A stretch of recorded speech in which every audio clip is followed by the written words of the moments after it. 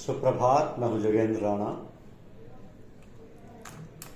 आज हम जिस धार्मिक विषय पर चर्चा कर रहे हैं उसका शीर्षक है महिषासुर वध। महिषासुर वध।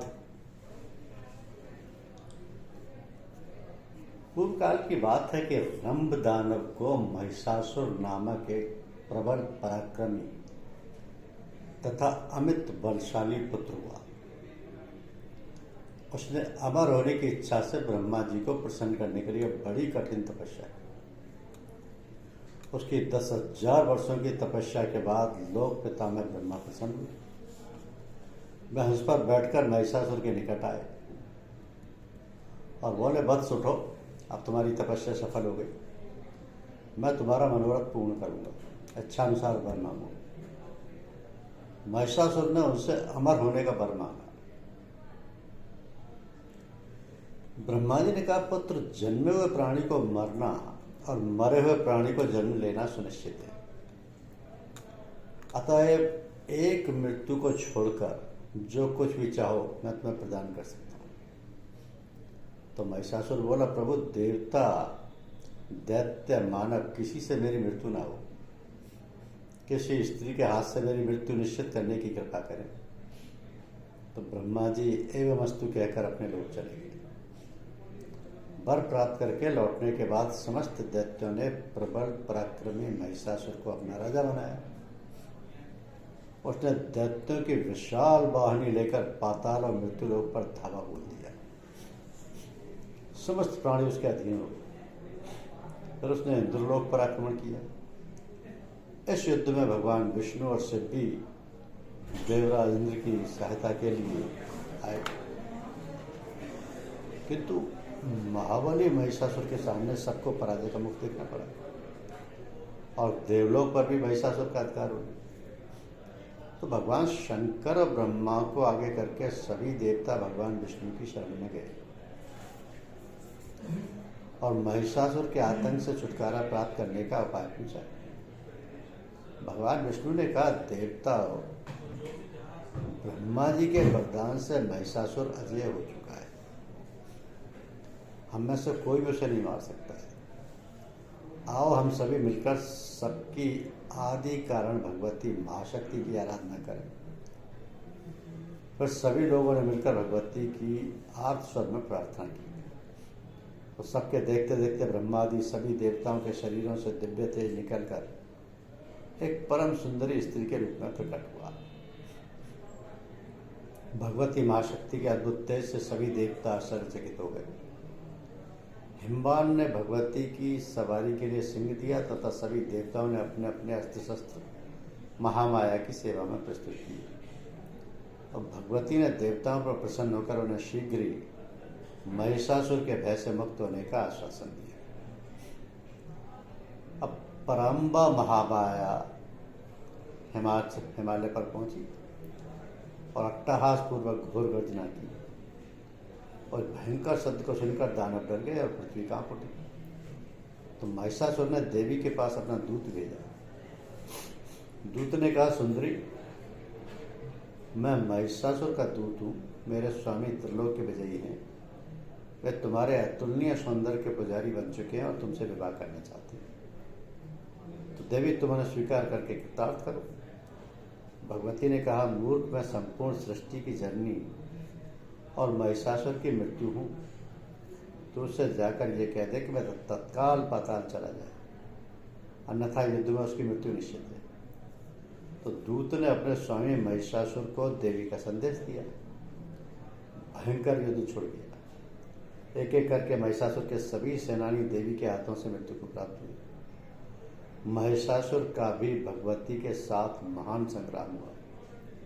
उस दुष्ट ने नाना प्रकार के मायक रूप बनाकर महामाया के साथ युद्ध किए। अंत में भगवती ने अपने चक्र से महिषासुर का मस्तक काट दिया। तो देवताओं ने भगवती की स्तुति की और भगवती महामाया प्रत्येक संकट में देवताओं का सहयोग करने का आश्वासन देकर अंतर्ध्यान हो गई।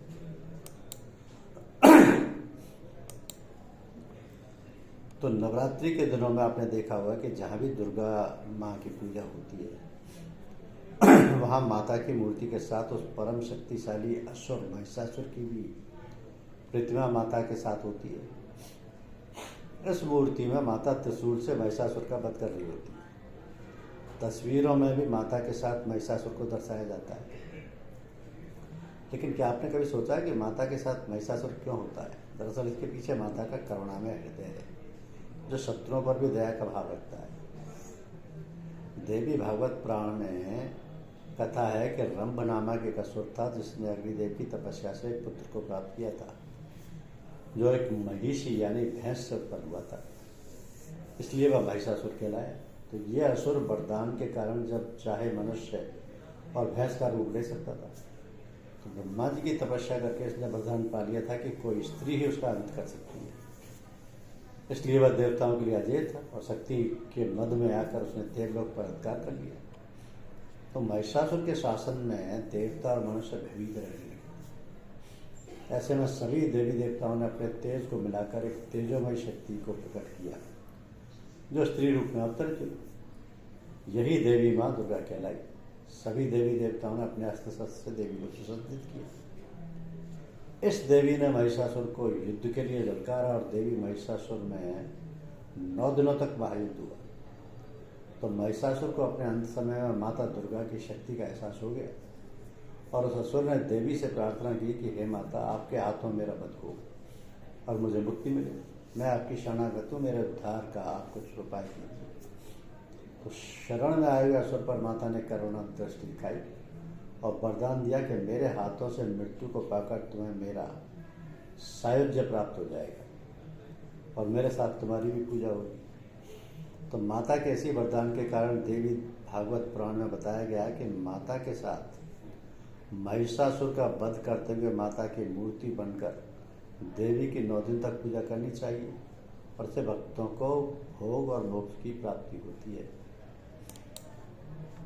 मोक्ष की प्राप्ति होती है।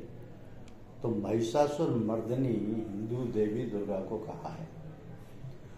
उन्होंने महिषासुर नामक राक्षस को मारकर देवताओं को ऐसे मुक्ति दिलाई थी।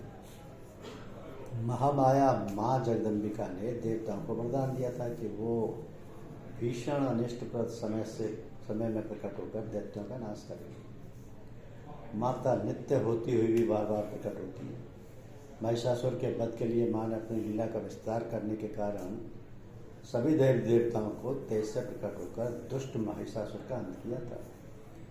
अब महिषासुर के बाद कई और दानव पृथ्वी पर पैदा हुए, जैसे चंड मुंड ध्रुवलोचन शुंभ निशुंभ, इन सभी का वध करने के लिए माँ ने कौशिकी देवी का रूप धारण किया और हिमालय पर्वत पर दुष्टों का संहार किया। इसलिए उनको निशुंभ हननी भी कहा जाता है। तो माता ने अपने भ्रकुटी से काली देवी को उत्पन्न किया, जिसने चंड मुंड का वध किया, जिसके कारण चामुंडा के नाम से उन्हें जाना जाने लगा। इन सब के बाद हिरण्याक्ष वंश में रुरु का एक पुत्र हुआ, जिसका नाम था दुर्गमासुर, जिसके पापों से पृथ्वी पर 100 वर्षों का काल पड़ गया। तब सभी देवता मिलकर हिमालय पर्वत की शिवालिक पहाड़ियों में आए और माँ जगदम्बा की घोर तपस्या की। तो माता ने प्रसन्न होकर एक अद्भुत रूप धारण किया और 100 नेत्रों से जगत को देखा, जिससे माता का शताक्षी नाम प्रसिद्ध हुआ। इन्हीं शताक्षी देवी ने अपने शरीर से शाक और सब्जियों को उत्पन्न किया और सभी प्राणियों का पालन पोषण किया। तभी से इसका नाम शाकंभरी देवी प्रसिद्ध हुआ। तब देवी ने देवताओं से पूछा, अब मैं तुम्हारे ऊपर क्या उपकार करूं? तो सभी देवताओं ने विनती की कि दुर्गम द्वारा चुराए गए 4 वेद हमें मिल जाए। तब देवी ने घोर संग्राम किया और दुर्गम दैत्य का वध कर दिया, जिनके कारण शाकंभरी देवी दुर्गा देवी के नाम से प्रसिद्ध हो गई। इसके बाद हिमालय पर्वत पर तपस्वियों की रक्षा करने के लिए माँ ने एक भयानक रूप धारण किया और भीमा देवी के नाम से प्रसिद्ध हुई। जब अरुणासुर ने तीन लोगों को आतंकित किया, तब माता ने असंख्य भ्रमरों का रूप धारण कर उस दैत्य का वध किया। तब इस रूप में देवी को भ्रामरी देवी कहा जाने लगा, भ्रामरी देवी कहा जाने लगा। तो ये जो देवी का रूप है, यही भस्मासुर की मृत्यु का कारण है, क्योंकि ब्रह्मा जी का जो अजय वरदान उनको मिला हुआ था, उसकी वजह से तो देवता तो उन पर विजय पा ही नहीं सकते थे। देवलोक पर उनका राज हो चुका था, और महिषासुर असुर तो थे ही, इसमें तो कोई दो राय नहीं। असुरों की जो प्रवृत्तियां होती हैं, उन सभी का वो पूर्ण रूप से उन पर हावी थे, सभी कुछ थी। लेकिन देवताओं ने सबने मिलकर जब प्रार्थना की,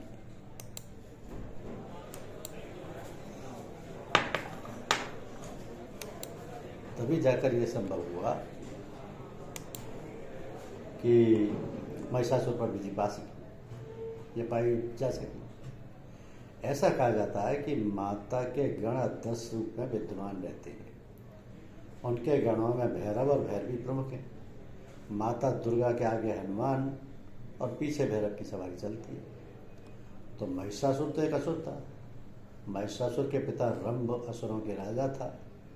असुरों का जो एक बार जल में रहने वाले एक भैंस से प्रेम कर बैठा, और इन्हीं के योग से महिषासुर का आगमन हुआ। इस वजह से बस महिषासुर इच्छानुसार जब चाहे भैंस और जब चाहे मनुष्य का रूप धारण कर सकता था। तो महिषासुर सृष्टिकर्ता ब्रह्मा का महान भक्त था, और ब्रह्मा जी ने उन्हें वरदान दिया था कि कोई भी देवता या दानव उस पर विजय प्राप्त नहीं कर सकता। महिषासुर बाद में स्वर्गलोक के देवताओं को सताने लगा और पृथ्वी पर भी उत्पात मचाने लगा। उसने स्वर्ग पर एक बार अचानक आक्रमण कर दिया और इंद्र को परास्त कर स्वर्ग पर अधिकार कर लिया, और सभी देवताओं को वहां से खदेड़ दिया। तो देवगण परेशान होकर त्रिमूर्ति ब्रह्मा विष्णु और महेश के पास सहायता के लिए पहुंचे। सारे देवताओं ने फिर मिलकर उसे परास्त करने के लिए युद्ध किया, परंतु विफल। तो देवता तो सर्वशक्तिमान होते हैं, लेकिन उनकी शक्ति को समय समय पर दानवों ने चुनौती दी है। कथा के अनुसार दैत्यराज महिषासुर ने तो देवताओं को पराजित करके स्वर्ग पर अधिकार भी कर लिया था। उसने इतना अत्याचार फैलाया कि देवी भगवती को जन्म लेना पड़ा। तो उनका ये रूप महिषासुर मर्दनी कहलाया। तो देवताओं को महिषासुर के प्रकोप से पृथ्वी पर विचरण करना पड़ रहा है। भगवान विष्णु और भगवान शिव अत्यधिक क्रोध से भर गए, ये जानकर। इसी समय ब्रह्मा विष्णु और शिव के मुंह से क्रोध के कारण एक महान तेज प्रकट हुआ। अन्य देवताओं के शरीर से भी एक तेजोमय शक्ति मिलकर उस तेज से एकाकार हुई। यह तेजोमय शक्ति एक पहाड़ के समान थी। उसकी ज्वालाएं दशों दिशाओं में व्याप्त होने लगी। यह तेजपुंज सभी देवताओं के शरीर से प्रकट होने के कारण एक अलग ही स्वरूप लिए हुआ था। तो इन देवी की उत्पत्ति महिषासुर के अंत के लिए हुई थी, इसलिए इन्हें महिषासुर मर्दिनी कहा गया। समस्त देवताओं के तेजपुंज से प्रकट हुई देवी को देखकर पीड़ित देवताओं की प्रसन्नता का ठिकाना नहीं रहा। भगवान शिव ने त्रिशूल देवी को दिया, भगवान विष्णु ने भी चक्र देवी को प्रदान किया। इसी प्रकार सभी देवताओं ने अनेक प्रकार के अस्त्र शस्त्र देवी के हाथों में सजा दिए। इंद्र ने अपना वज्र और ऐरावत हाथी से उतार कर एक घंटा देवी को दिया। सूर्य ने अपने रोमकूपों और किरणों का तेज भरकर ढाल, तलवार और दिव्य सिंह यानी शेर की सवारी के लिए उस देवी को अर्पित कर दिया। विश्वकर्मा ने कई अभेद्य कवच और अस्त्र देकर महिषासुर मर्दिनी को सभी प्रकार के छोटे बड़े अस्त्रों से शोभित किया। फिर हुआ महिषासुर से युद्ध। थोड़ी देर बाद जब महिषासुर ने देखा कि एक विशालकाय रूपवान स्त्री अनेक भुजाओं वाली और अस्त्र शस्त्र से सज्जित होकर शेर पर बैठकर अट्टहास कर रही है, महिषासुर की सेना का सेनापति आगे बढ़कर देवी के साथ युद्ध करने लगा। उदग्र नामक महादैत्य भी 60,000 राक्षसों को लेकर इस युद्ध में कूद पड़ा। महानु नामक दैत्य 1 करोड़ सैनिकों के साथ, अशीलोमा दैत्य 5 करोड़ और भास्कर नामक राक्षस 60 लाख सैनिकों के साथ युद्ध में कूद पड़े। सारे देवता इस महायुद्ध को बड़े कौतूहल से देख रहे थे। दानवों के सभी अचूक शस्त्र अस्त्र शस्त्र देवी के सामने बौने साबित हो रहे थे, लेकिन देवी भगवती अपने शस्त्रों से और राक्षसों की सेना को बीनने लगी। इस युद्ध में महिषासुर का वध तो हो ही गया, साथ में अनेक दैत्य भी मारे गए। उन सभी ने तीनों लोकों में आतंक फैला रखा था। सभी देवी देवताओं ने प्रसन्न होकर आकाश से वर्षा की। धन्यवाद।